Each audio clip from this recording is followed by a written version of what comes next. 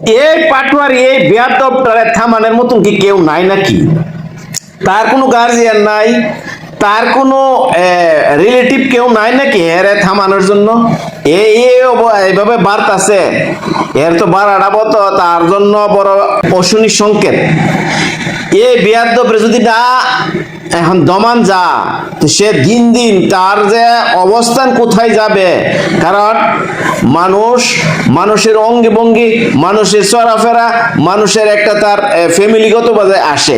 তার এই যে একটা বেয়াদব টাইপ, তার কথাবার্তা, তার চলাফেরা, এই নাসিরউদ্দিন পাটোয়ারি, ঠিক আছে, নির্বাচনে যেভাবে সে ইচ্ছা কইরা মানে গায়ে ফইরা ঝগড়া লাগার জন্য যে চিন্তা চেতনা করছিল, তবে এখন সোশ্যাল মিডিয়াতে সবচেয়ে বেশি ধৈর্যশীল ব্যক্তি হিসেবে যদি নোবেল পুরস্কার দেওয়া হয়, ডক্টর মির্জা আব্বাসকে দেওয়া হবে। কারণ এরকম ভাবে হুসাইছে মির্জা আব্বাসকে, এরকম ভাবে হুসাইছে যে তারে গায়ে ফইরা তারে কোনো শরীরে একটা টাচ দেওয়া হয়, টাচ দিলে সে হাদির মতন একটা সিম্পিতি নিয়ে আসে, সারা বাংলাদেশে একটা মানে হিরো হইতে চাইতেছিল। এই এই পাটোয়ারি যদি মির্জা আব্বাসের লগে না দাঁড়াইতো, আমরা এত বেশি চিনতাম না তাকে। সে এত ভাবে কথাবার্তা বলছে, কক্ষাট্য করছে মির্জা আব্বাসকে। এখন সর্বশেষ তারেক জিয়াকে নিয়ে আসে দুইটা মন্তব্য করছে। প্রথমে একটা মন্তব্য করছিল, লন্ডন থেকে আইসে ইন করে আইসে, এখন ইন খুইলা গেছে নির্বাচনের প্রচার করতে করতে। ঠিক আছে, মানলাম এটা নির্বাচনের প্রচার অনেক কিছু বলছে। এই যে বেয়াদবকে এখন যদি না থামানো হয়, ভবিষ্যতে তার জন্য কি আছে আল্লাহ জানে। সে কি জানে, শুধু তার এনসিপির নেতাকর্মীরই তার লগে আছে, এখানে কি বিএনপির অঙ্গ সংগঠন নাই, ছাত্রদল নাই?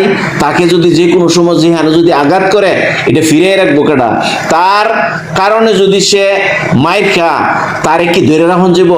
দেখেন আজকে কি করছে জনাব তারেক জিয়া নির্বাচনে জিতার পরে ইতিহাসে এই প্রথম কোন রাজনীতিবিদ নির্বাচনে জিতার পরে বিরোধী দলের সাথে শপথ গ্রহণ করার পূর্বেই তাদের সাথে সম্মিলিত হওয়া বা একটা সৌহার্দ্যপূর্ণ বন্ধনে আনাটা, এটা তো একটা বিরল ঘটনা।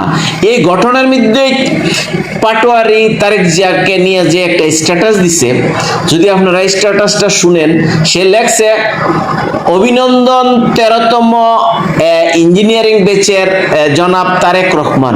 কি বুঝাইতে চাইতেছে? যে সে চাচ্ছে এটা তারেক জিয়া ইঞ্জিনিয়ারিং করছে, এই নির্বাচনটা সে ইঞ্জিনিয়ারিং এর 13তম ব্যাচের প্রধানমন্ত্রী শুভেচ্ছা জানাইছে। এই যে তার কূটনীতি কথা, এই যে তার অঙ্গভঙ্গি, এই যে কোন ফ্যামিলিতে মানুষ উঠতে আইলে এরকম কথাবার্তা বলে, মানে রাজনীতির একটা শিষ্টাচার থাকে। প্রত্যেকটা দলের ভিতরে যারা রাজনীতি করে, তারা একজনকে আরেকজন কথা বললে তাদের একটা শিষ্টাচার থাকে। এই বেয়াদবের তো কোনো শিষ্টাচারই নাই। তার অবস্থান এবং তার ওয়াকাতরা সে ভুলে গেছে। সে যদি এখন একজন ডাক দেয়, তার পিছনে কতজন মানুষ আইব বা কি হবে, এই চিন্তাটা সে করে না।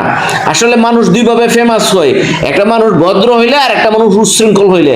এই নাসির এই মির্জা আব্বাসের সাথে নির্বাচন কইরা উশৃঙ্খল কথা কইয়া সে কিন্তু জনমতের একটা ফেমাস হইছে। এই ফেমাসটা চাচ্ছে সে এখনো ধরে রাখতে। সে জানে না নির্বাচন শেষ হয়ে গেছে, তার এই কুকর্তা বা তার এই কটখাট্ট কথাবার্তা আর একজন মাইনা নিব কিনা। সে তাকে যদি এরকম না থামায় আর তার দোষে যদি হয়, হয়তো বা সারা বাংলার জনগণ মানুষ আবার তাকে যে সাপোর্টটা করতো এটা করবে কিনা। ধীরে ধীরে যখন অতিরঞ্জিত কোনো কিছু করলে এটা কিন্তু ভালো না। কিন্তু এই পাটোয়ারি যদি সাবধান না হয়, তো ভবিষ্যতে তার কি হবে সে নিজেও জানে না। আমরা জানি বাংলাদেশের চিরাচরিত্র নিয়ম হইল, যেই দলটা হারে তাদের ভিতরে অনেক প্রশ্ন থাকে। সবসময় এটা দোষারোপের রাজনীতি হয়ে গেছে।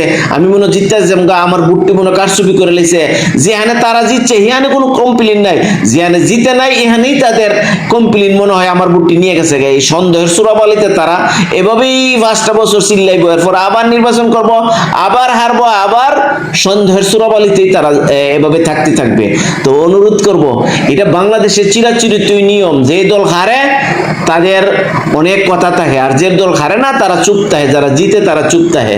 তো এই চুপ তাহারা আমি মনে করি তারেক জিয়া যে একটা হন ভ্রাতৃত্বের বন্ধন আনতেছে রাজনীতির মধ্যে, এই জিনিসটা ধরে রাখা বাংলাদেশের জন্য এবং বাংলাদেশ বিনির্মাণের জন্য খুবই একটা গুরুত্বপূর্ণ যুগান্তকারী পদক্ষেপ।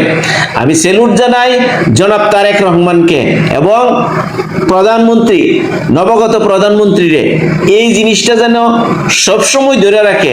ধরে রাখলে আগামী শুধুমাত্র এই 5 বছর জন্য জনগণ নিয়োগ দিছে, ভবিষ্যতে আবার 5 বছর জন্য পাবে, যদি এরকম সুন্দর সৌহার্দ্যপূর্ণ ভালোবাসা দিয়া সকলের সাথে মিলমিশ কইরা, কারো হিংসার প্রতি হিংসা রাজনীতি না কইরা যদি বাংলাদেশকে নতুন অধ্যায় নিতে পারে, তো অবশ্যই যোজন যোজন এই দলটা মানুষের সিম্পিতি গ্রহণ করবে। আর যদি হিংসা প্রতি হিংসাই রাজনীতি যা, তো হয়তো বা 5 বছর, এমনও 5 বছর নাও যাইতে পারে, এর আগেই সমাপ্ত করতে পারে। তো এভাবেই আমি অনুরোধ করব, এই পাটোয়ারিকে অনুরোধ করব, তুমি তোমার শুক্র 8 দিন হয়েছে বয়স, তোমার অনেক স্কুল কলেজের থেকে বাইরে আসছো, এখনো মানে সংসারের কি মানে মানে একটা মানুষের টানা ফুরাতে এটা এখনো বুঝো নাই। তুমি যেভাবে তোমার দাদার সামান্য বয়সের লোকজনের সাথে যেভাবে তোমার কথাবার্তা, তোমার এই ইসরে পাকাটা কিন্তু তোমার জন্য একটা ঐশনী সংকেত। এই যে বিটলামি শুরু করছে, বিটলামির শেষ কোথায় আপনারা একটু লিখে যাবেন।